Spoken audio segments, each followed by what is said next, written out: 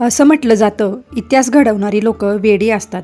म्हणजे वेडी लोकच इतिहास घडवतात आणि शहाणी लोकं तो इतिहास वाचतात. मग आपल्याला वेड्या लोकांमध्ये यायचं आहे की शहाण्या लोकांमध्ये, आता तुम्हीच ठरवा. आज आहे 21 ऑगस्ट आणि आजपासून मी 21 दिवसांचं चॅलेंज घेतलं आहे की सकाळी उठल्या उठल्या दिवसाची सुरुवात अभ्यासाने करायची.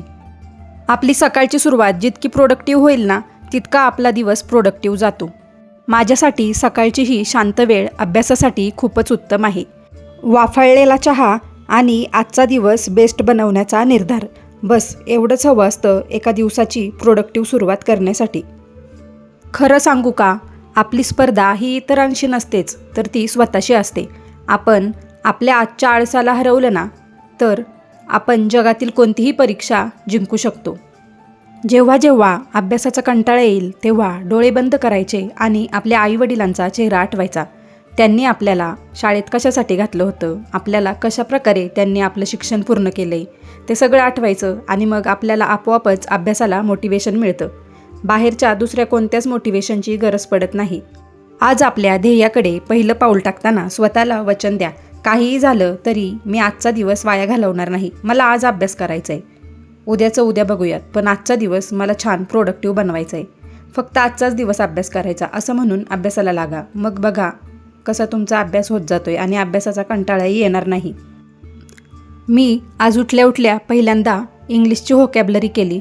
मला इंग्लिशमध्ये प्रत्येक वेळेस कमी मार्क पडतात, पण यावेळेस मी ठरवले की इंग्लिशला सुट्टी द्यायची नाही. काही झालं तरी इंग्लिशमध्ये चांगले मार्क आणायचे. इंग्लिशची व्होकॅब्युलरी झाल्यावरती मी मॅथ्स अँड रिझनिंग हा टॉपिक सोडवायला घेतला.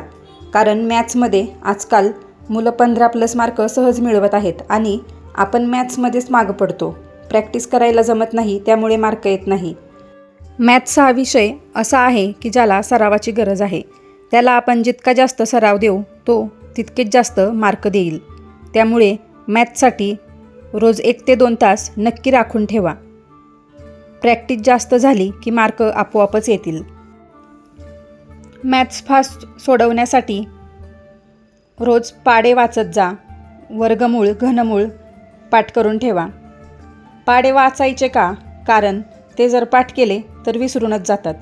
त्याच्यामुळं रोज त्याच्यावरती एक नजर फिरवली ना की लक्षात येतात. आज मी दिवसाची सुरुवात तर अभ्यासाने केली आहे आणि माझा छान अभ्यासही झाला. सकाळची सुरुवात अभ्यासाने झाली. आता दिवसभर मला अभ्यास करायचं मोटिवेशन मिळत राहील. आणि हो, मी आज दिवसभर थोडाही वेळ वाया घालवणार नाही. आपलं मुख्य ध्येय अभ्यास करणं आहे आणि परीक्षेत चांगले मार्क मिळवणं आहे. त्यामुळे दिवसभर व्हिडिओ शूट करत बसलं तर अभ्यासाचा वेळ वाया जाईल, म्हणून मी फक्त सकाळचंच शूट करत आहे.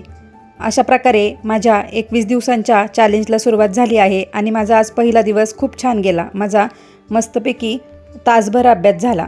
भेटूयात उद्याच्या व्हिडिओमध्ये. तोपर्यंत मस्त राहा, छान राहा, अभ्यास करत राहा आणि खातही राहा.